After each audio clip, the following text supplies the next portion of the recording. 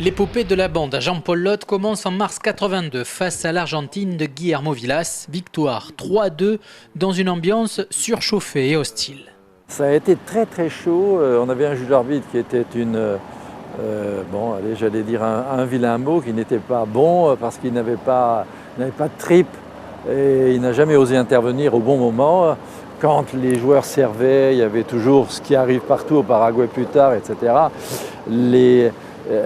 Une banda qui faisait du bruit, il y avait les gens qui avaient des cannes de coca dans la main qui les écrasaient pour que ça fasse du bruit au moment où le joueur servait ou retournait.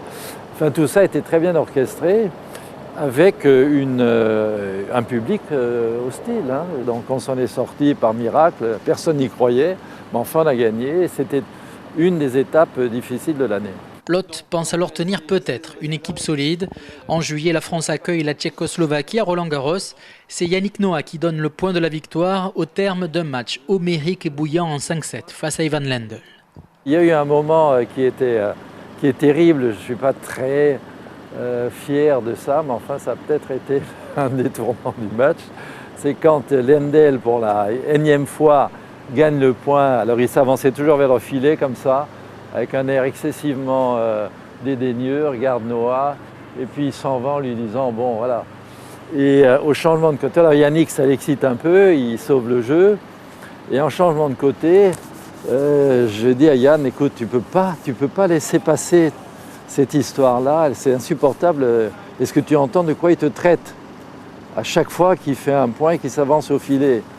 Il me dit « non, quoi, il me traite de sale con ou quoi ?» Il me dit « non, non, c'est pire que ça. » Ça fait partie des termes de racisme. Alors bon, je ne le répète pas là, mais ça a rendu Yannick complètement fou de rage. Et cette folie a été très positive parce qu'il a eu tellement envie de battre Lendl qu'il s'est mis à plus rien rater. Et l'autre a petit à petit pris peur de perdre le match et il l'a perdu. Après avoir éliminé la Nouvelle-Zélande en demi-finale, la France affronte donc les États-Unis en finale à Grenoble. Une préparation compliquée par le choix du joueur numéro 2 aux côtés de Yannick Noah. Tulane, qui avait joué tous les matchs,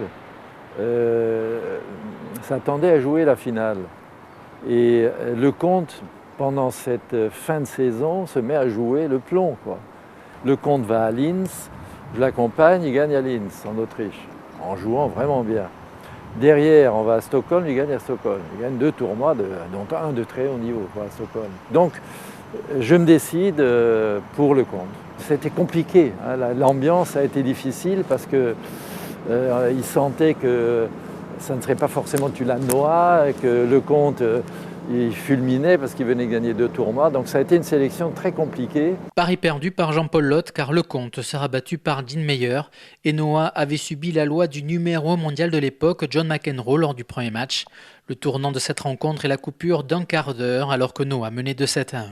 Lorsque McEnroe demande, il est mené 2-7-1, il demande à Arthur Ashe d'arrêter et que Yannick me dit je ne veux pas arrêter, alors je vais voir Arthur Ashe, que McEnroe insultait d'une façon épouvantable, j'étais honteux pour lui, quoi. Arthur, qui était un gentleman magnifique, se faisant dire des grossièretés par John sur le coup, enfin bon, ça c'est anecdotique, mais en tous les cas, il a refusé de continuer le match, et ils avaient droit, le règlement permettait d'arrêter un quart d'heure, ce qui a totalement cassé le rythme pour Yannick, qui m'en a un peu voulu parce qu'il pensait que j'aurais dû davantage insister pour qu'on ne s'arrête pas, et puis le match s'est renversé, McEnroe, plus grande expérience des matchs en 5-7, aussi numéro 1 mondial, quoi.